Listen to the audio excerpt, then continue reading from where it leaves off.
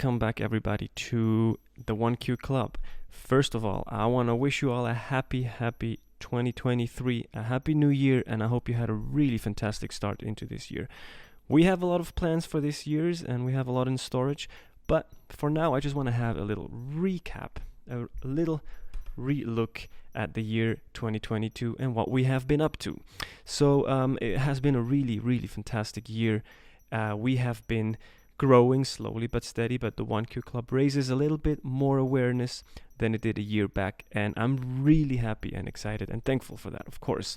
So we started off the year with a trip to Comalapa in the year 2022 in February, and in this trip we stayed for a total of 2 weeks, and in these 2 weeks we went and visited a lot of people. We had in mind to bring a bunch of filters, for example, to the sisters of the family Serec, which are also very poor, and then to a lady that has been taking care of us for about a month. Her name is Adele, and I'm very happy that we could bring a filter to her as well. We also brought a filter to the family Kurucic, and apart from giving filters, we also brought a lot of boxes full of clothes and toys that we brought into the villages, including to the village where Miguel lives. He himself got a little car, and oh boy was he happy with that one. In this turn, we also get to know the orphans, because Camilla, who is the social worker of the village, she knows where the real poor people live and what they need. So she brought us to the orphans and we got to know them, and of course we instantly fell in love with them and already had in the back of our minds to help them a little bit more. We also got a beautiful opportunity to go and harvest corn with the family Serec and witness how all that is done. It was a beautiful day, a lot of fun, and a really nice experience. And last but not least, thanks to a donation, we were able to buy the mother and the sister of Manuel Serec brand new beds.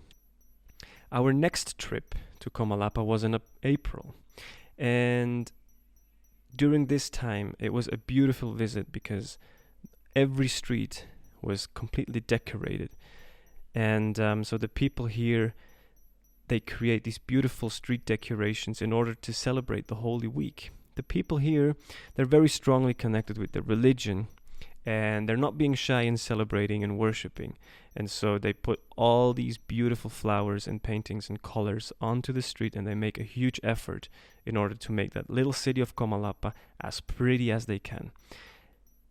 We had some visitors from Germany with us. They wanted to know how Comalapa is, and they stayed with us for a few days, and they helped us helping the people in need. We celebrated some birthdays together, we got to meet the family Serec, and many things more. Then, since my mother was coming to visit, we organized another trip to Comalapa in June of 2022. I had to show Comalapa to my mom, of course, and I had to show her the projects and especially the people that we knew. She also wanted to see the real life of Guatemala, and so she encountered many of our friends, including the family Serec, family Kurucic, Ting Ting as she's called, Susanna, Miguel, and many more. She helped us carry blankets to the poor and helped us financially to support the people we know. We returned again to Comalapa in July. It was a quick return because we brought some 10 water filters to the school of Camila because we wanted to support her school. And so now the kids there have fresh, clean water every day. And we all know how important it is to have a good quality water for our memory, for our body. And so we're very happy that we can do that. In August, we went again to Comalapa. This month, we actually went twice because Miguel, our good old friend, he had a bad tooth and he needed to get a surgery. In the first trip, we had another visitor from Germany. Her name is Karin. She visited the orphans with us and donated money for Maria so she can buy some corn for food. 2 weeks later, we came back to help Miguel also to finally get his tooth fixed. We had to come back 2 weeks later because there's a dentist and she goes to Comalapa only once a month on a Saturday in order to help the poor. And so we had to get Miguel there in order to get his tooth fixed. It was a very complicated and complex thing to do and to organize everything because Miguel lives 2 hours outside of Comalapa and there's no bus that will bring him in. So we had to find a local driver that was willing to bring him in on Saturday morning with his mom in order to get his tooth fixed. His mom doesn't really like to leave the house and was very skeptical, but we finally could convince her and could get Miguel into the town on Saturday morning. It was very important because this tooth was really bad, and I'm really, really happy that we actually could do that. It was also a little bit hard to get him to understand which medication to take in order to prevent an infection, but thank God it all went well and worked out perfectly. In between those 2 trips, we had to go to the city and work in order to pay for all this, and I'm very thankful that it all worked out well. In October, we returned yet again and got invited by the mayor's children for a delicious picnic in the forest and visit their village. It was a beautiful visit. We also set up a little clinic for the mayor and his family, and we brought about $500 worth of medicine to give away to people. Random people we would meet, people that would need help, including colloidal silver, vitamin C, vitamin D, ivermectin, and many, many other remedies. Finally, our last trip of the year was in December, right before Christmas. We enjoyed buying gifts left and right for everyone we knew and many of people that we didn't know in order to bring some joy and to help them. May it be a small gift like a marshmallow, or a bigger gift like some toys, or even bigger ones like clothes or medicine bills that we paid, or food that we paid. It was a wonderful, wonderful time. I got to meet a lot of new people, and it was really a joy to give gifts and play a little bit of Santa Claus. After a good week of work, we went back home. We went back home tired, but very, very happy. So, that was the recap of 2022. It was a really, really amazing year.